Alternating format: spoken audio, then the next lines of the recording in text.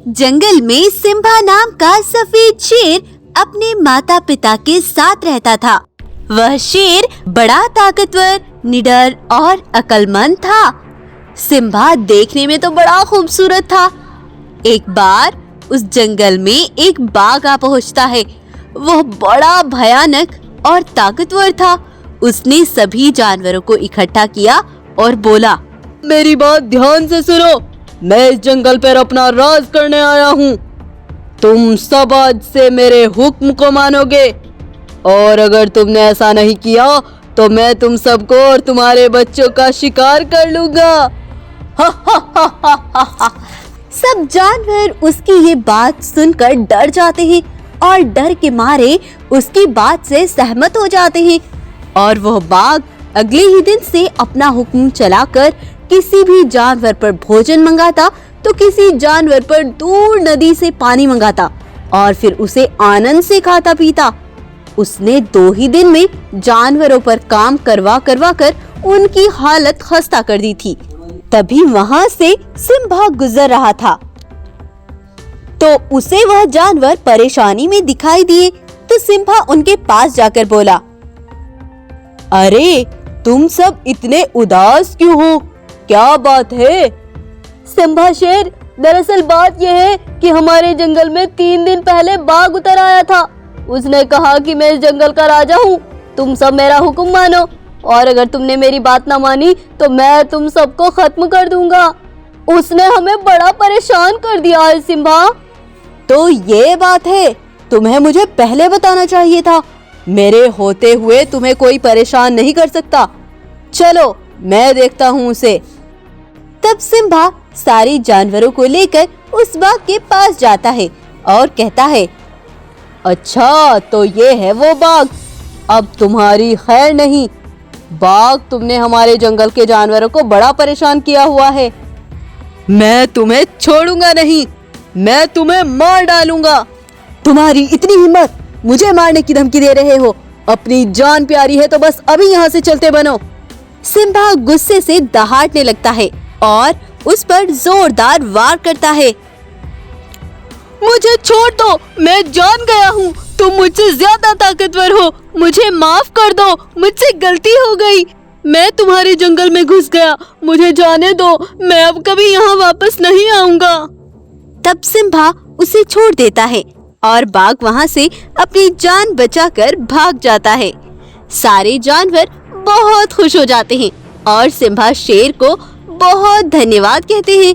अगले दिन कुछ जानवर पानी पीने जाते हैं तो वो वहाँ देखते हैं कि पानी के गड्ढों में पानी ही नहीं है। वह परेशान हो जाते हैं और सिम्बा शेर के पास जाते हैं और उसे सारी बात बताते हैं।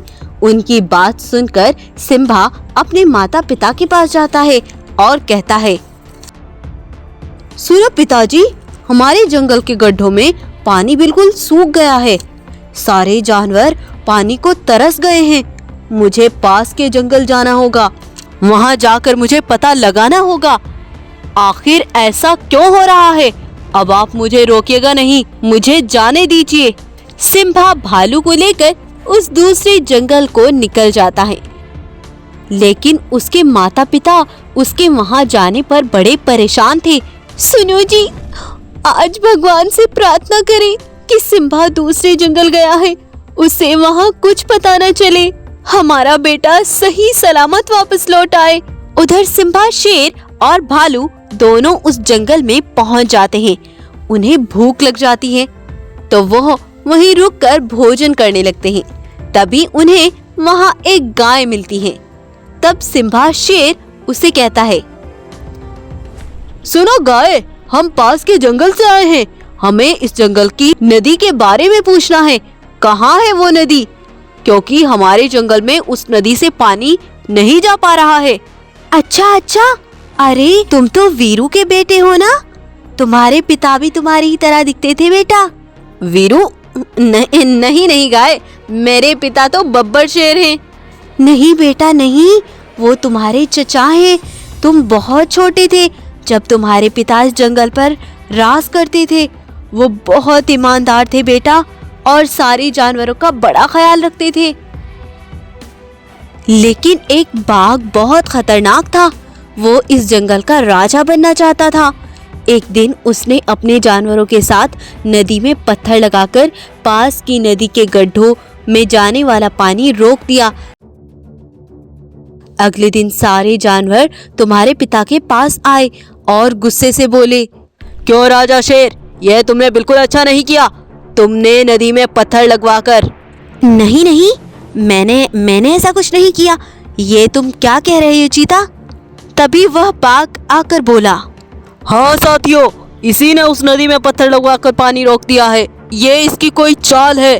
तुम्हारे पिता कुछ कहते उससे पहले ही उस जालिम बाघ ने तुम्हारे पिता को वहीं मार डाला।